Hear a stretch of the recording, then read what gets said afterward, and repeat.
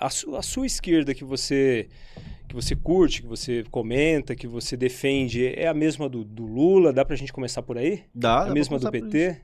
Não, não, é oposição, né? É, É uma esquerda de oposição à esquerda atual. sim, é. Justamente porque a gente acha que, como o Brizola dizia, né? O Lula e o PT é a galinha que cacareja pra direita, mas bota o ovo. Cacareja pra esquerda, mas bota o ovo pra direita, né? Então, assim, na retórica ela tem seria do espectro político de esquerda. Mas na prática a gente vê que as políticas defendidas pela direita brasileira é as políticas que o governo Lula e o PT, de uma forma geral ali, implementam no Brasil, né? Durante os 3 mandatos e mais 2 do governo Dilma. Então, o nosso problema com o PT é isso, assim, né? É a prática mesmo, né? Mas o que você poderia Que ressaltar? curioso agora. O que você poderia ressaltar de políticas do governo Lula que tende à direita? Cara, vamos pegar a coisa mais prática, assim. Por exemplo, já ouviram falar sobre o arcabouço fiscal? Sim. Desse do Haddad agora? Sim. O arcabouço fiscal é como se fosse o teto de gasto do Temer. Sim. Que a esquerda bateu muito na época, lembra disso? Sim. Que é um conceito econômico de que você precisa, como se a economia do país funcionasse como funciona uma casa ou uma empresa, né? Que você precisa gastar menos do que você arrecada. Isso é uma lógica que a gente entende que é uma lógica de direita. Então o arcabouço fiscal ele é mais ou menos como se fosse o teto de gasto. A única diferença é que o arcabouço fiscal da Haddad ele é um pouquinho mais maleável. Ele tem algumas bandas, tanto para cima quanto para baixo. Não sei se vocês já foram aqui na Sala São Paulo, sabe, no teatro. Cara, acho que eu fui, mas muito tempo, cara. Pra quem não sabe, o teatro, ele tem um teto que ele se mexe para poder fazer a acústica do negócio. Então, mas depois daquele teto, tem um teto lá travando. Basicamente isso. Então, esse talvez seja um dos exemplos, assim, a política de austeridade. Esse negócio de que tem que ficar cortando, desmontando o Estado brasileiro, gastando menos do que arrecada e coisas do tipo. Isso é uma política que a direita brasileira que convenceu isso. E o Lula e o PT continuam praticando isso de uma maneira mais escancarada possível, assim, sabe? Mas você acha que não tem que ter um teto de gasto ali? Para investimento, por exemplo, não. Nenhum lugar do mundo tem isso, por exemplo. Um teto para investimento. Porque o que puxa a economia de um país, o que desenvolve o país, é o investimento público.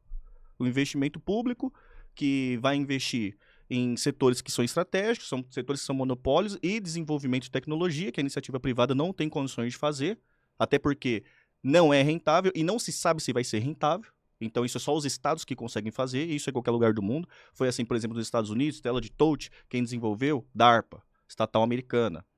GPS também, computador também, protocolo www, que é a internet que a gente conhece hoje, também. Tudo o Estado americano financiando a custos altíssimos, a pretexto de guerra ou a pretexto de qualquer coisa, e depois que assimila essa tecnologia, ela estende para a iniciativa privada popularizar e deixar mais barato para a gente conseguir usar. Então, por exemplo, investimento não. Ferrovia, a infraestrutura, saneamento básico. Elétrica. Sim. É o Estado que vai puxar esse tipo de coisa. E vai induzir a iniciativa privada, né, a vir depois, complementando, para poder desenvolver a parada. É assim que funciona. Mas quando você diz que não pode ter teto, não fica algo meio... Fica infinito os gastos ali, né? Ou vai para onde? Não, para investimento especificamente, tá? Tô focando só especificamente na questão do investimento. Tá. Toda nação e todo um projeto que é desenvolvido, você tem alguns setores estratégicos que você já tem algum certo tipo de competição. Como, por exemplo, vou pegar o Brasil mesmo, um caso que é muito caricato. A Embrapa. Já ouviu falar sobre a Embrapa? Sim. Por que o agronegócio brasileiro é tão forte mundialmente? A Embrapa é referência. A Embrapa desenvolve tecnologia, muitas tecnologias, como, por exemplo, a gente consegue fazer milagre no Cerrado brasileiro, né? Plantações, coisa e tal, que é uma estatal desenvolvendo tecnologia. O setor privado do agronegócio toma posse dessa tecnologia depois desenvolvida, assimila ela, né? E consegue ser competitivo em outros mercados, e a universidade. Então você tem esses 3 pilares. Gente, que é a universidade, o Estado puxando e também subsidiando o agronegócio, isso é muito importante, porque vocês aqui, eu não sei se vocês são dono da empresa, aliás, que ótimo, que lindo lugar, viu? Sim. A House, que lindo lugar. Obrigado. Então vocês, para montar aqui a empresa de vocês, coisas do tipo, vocês estão sendo financiados, né, numa taxa de juros a 15% ao ano no mínimo, né, que é a taxa Selic. O agronegócio não está nisso. O agronegócio está no outro paralelo. Ele tem subsídio, ele tem um incentivo para aquilo, para desenvolver aquele setor. E a Embrapa desenvolvendo tecnologia e depois a iniciativa privada assimilando aquilo. Então, por exemplo, quando você faz uma pesquisa em tecnologia, você não sabe se aquilo vai dar alguma coisa. Você não sabe. Então, pode sim ser dinheiro infinito, que não vai ter retorno nenhum, ou não, pode ser uma tecnologia que seja disruptiva, que pode levar a nação a ser de ponta, né? E por que você acha que a iniciativa privada não faz a mesma coisa que é feito nos Estados Unidos? Então, como eu disse, nos Estados Unidos quem puxa é o Estado americano, E né? depois ele passa para a iniciativa privada. Isso. Mas A precisa- iniciativa privada ela não vai ser o motriz disso, o motor, porque não é rentável. Então, por exemplo, se você tiver uma coisa que você vai investir, pode dar a probabilidade de dar um retorno, seja de 0,98%. Você vai investir nisso? Não. A iniciativa privada não vai buscar isso, porque ela nem é boa para isso. Setores que têm um retorno tipo há 30 anos, como por exemplo uma ferrovia, há 20 anos. Você vai investir nisso? Alguma coisa para você ter um retorno daqui 20 anos? Fazer um porto, né? Um investimento alto. Não sei nem se você tem capital e mesmo que for o retorno daqui 20 anos, a iniciativa privada não vai ter incentivo para esse tipo de Por isso coisa. que você acha que isso tem que partir do governo. Não é nem questão do que eu acho, tá? Todos os lugares foram assim. Tamiro, ouvindo isso daí, eu concordo plenamente. E eu acho até que, não sei até onde esse pensamento é de esquerda ou é nacionalista, talvez se funde em algum momento. O que a gente mais pensa ou pega é assim, esse tipo de investimento estratégico para desenvolvimento do país eu acho interessante. Mas mesmo assim, talvez deveria ter algum controle, né, de gasto e até para saber de onde vai sair esse dinheiro, né? Não é só também imprimir dinheiro. Se você for só imprimir dinheiro, você também gera outras consequências. Mas beleza, até aí legal. Mas quando a gente pensa no gasto infinito ou sem o teto de gasto, a gente imagina outras coisas também. Por exemplo, assistencialismo do governo, Bolsa Família, ou obras, por exemplo, que nem está acontecendo agora, acabou agora, né, a COP30, né, a gente sabe que gastou milhões lá numa situação que praticamente não vai ter retorno, né, só o local de construção que é provisório gastaram não sei quantos milhões. Então eu particularmente fico pensando e me atendo mais a esse tipo de investimento sem controle para essas coisas que o retorno é praticamente zero, né? Então, é que são duas coisas diferentes, né? Primeiro, esse conceito de que uma impressão de dinheiro, coisa do tipo. Uma economia na dinâmica nacional não é assim que funciona, né? Porque assim, todo o dinheiro que gira em torno aqui, ela foi impressa por alguém, ou pelo Estado brasileiro, ou pelos bancos, né? Então assim, se tá em real, se nossa conversa tá em real, se o dinheiro tá rodando aqui em real, o Estado brasileiro é soberano em cima daquela moeda.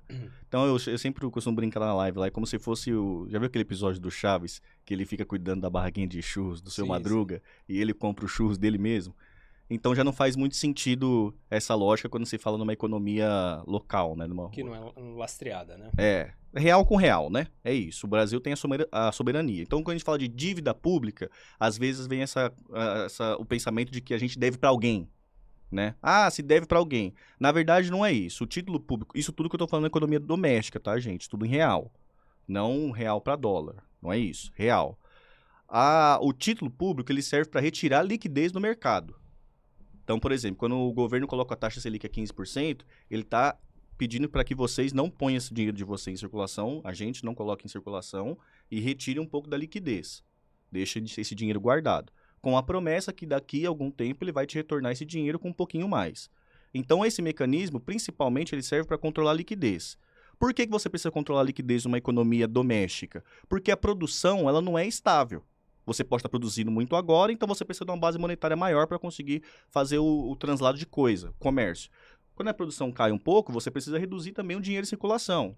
Então, esse é um dos mecanismos para você retirar a liquidez do mercado, né? Então, não é assim de estar pegando dinheiro emprestado com alguém e não pagando, coisa do tipo. Não é essa dinâmica de dívida como funciona dentro de uma casa, de uma economia doméstica, né?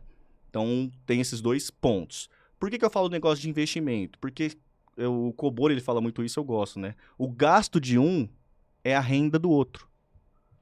Então, quando eu vou lá no mercadinho, eu gasto meu dinheiro comprando um energético, é a renda do dono do mercado, que vai gastar em outro lugar, que vai ser a renda de outra pessoa. Então, isso vai girar a economia. Sim. Um exemplo mais claro, vamos supor, Você me deve R$50, eu devo R$50 para ele, ele te deve R$50. Uma nota de 50 vai girar R$150 aqui. Uma nota de 50 só. Você vai me pagar, eu vou pagar ele vai te pagar, girou R$150. Você entendeu? Porque o gasto de um é a renda do outro. Então, numa economia doméstica, quando a gente está falando de investimento, automaticamente nós estamos falando que é a renda de um outro doméstico, que é o brasileiro. Mas quando você imprime dinheiro, você aumenta juros, né? Como eu disse, né? Não necessariamente, né? Não necessariamente. Eu entendo quando... Um dos pormenores seria o aumento, né, dos juros. Não, é que assim, eu entendo quando você fala que você está tentando levar para o conceito de imprimir dinheiro gera inflação. Sim. É isso. Aí eu te falo, não necessariamente. Não necessariamente. Em algumas situações, imprimir dinheiro gera inflação. Em algumas em situações, não. Quando, por exemplo, você tem aumento da capacidade produtiva. Então, mas é que eu não tô defendendo impressão de dinheiro, tá? É só a título de curiosidade. Um segundo conceito, ou uma segunda ação na impressão, né? Mas a gente sabe que os juros é o aumento da base monetária, né? Então, claro que você pode ter até benefícios com isso, mas automaticamente vai aumentar, né? Não necessariamente também. Não necessariamente. Conceito de Mises aí. Não necessariamente. É isso que eu tô falando. Por que vai... Só pra galera entender, por que imprimir dinheiro vai gerar inflação? Vou supor que na economia só produz esse celular. Certo. E eu vou lá e imprimo pra esse celular, vale R$100. Imprimo uma nota de 100. Uma economia muito simples. Se eu imprimir outra nota de 100, agora esse celular vai valer 50, 200, inflacionou. Correto? Isso inflacionou. O preço do celular subiu. Sim. Era 100, agora custou 200, porque eu tenho a base monetária girando. Só que ao mesmo tempo, se você colocar mais 100 lá e eu colocar outro celular aqui, o celular vai continuar valendo 100. Agora eu tenho 2 notas de 100 circulando e 2 celulares circulando. O celular continua valendo 100. Porque você aumentou a base monetária, mas você aumentou a produção. Não gerou inflação. É que nem sempre aumenta a produção. E isso acaba sendo imediato, até aumentar a produção. Depende, mas esse assim... Vai demorar, gente, né? eu tô falando só isso, mas porque esse não é nem um problema do Brasil. É só porque esse assunto surgiu aqui. Sim. E eu não tô defendendo pressão de dinheiro nem nada do tipo, tá? Isso aqui não é o problema do Brasil. Eu tô querendo dizer pra você o seguinte. Nem sempre imprimir dinheiro gera inflação. Nem sempre. Tende a gerar inflação quando você imprime dinheiro e você não aumenta a capacidade produtiva. Tende, tá? Então, dá pra aumentar a capacidade produtiva antes de imprimir dinheiro? Você acha que seria